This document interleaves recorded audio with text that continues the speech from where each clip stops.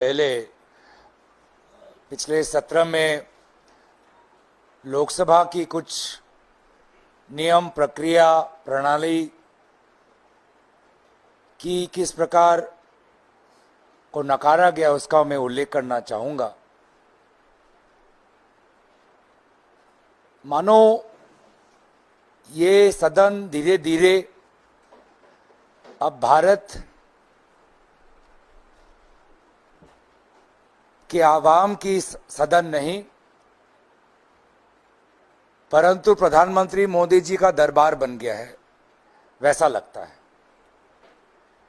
क्योंकि इस सदन में प्रधानमंत्री मोदी जी की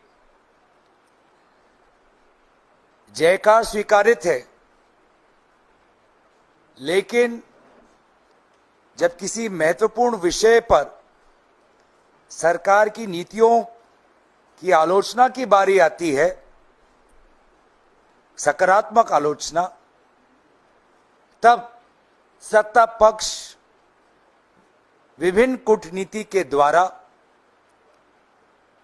सदन की कार्रवाई को स्थगित करती है और अपनी जवाबदेही से वो भागती है। इसको लेकर सारे विपक्षी दल चिंतित थे। हमने अपनी चिंता आदरणीय अध्यक्ष महोदय को भी जताई एक पत्र के द्वारा। बाद में हम सब उनसे जाके मिले भी, लेकिन उसके पश्चात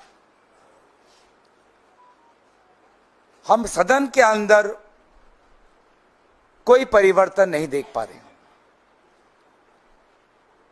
पिछले 2-3 दिन में अमेरिका की जो 27% टैरिफ्स भारत के एक्सपोर्ट पे लगी है, उसको लेकर हम एडजर्नमेंट मोशन की मांग हम कर रहे थे।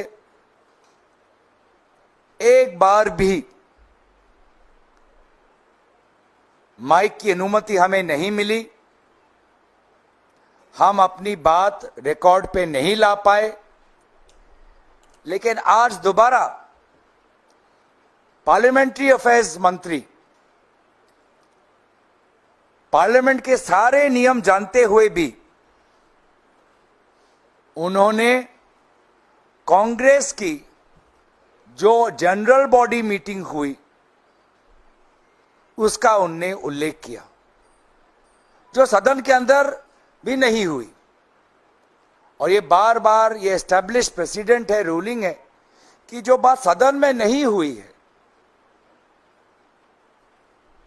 तो उसे सदन में उठाना मुनासिब नहीं है।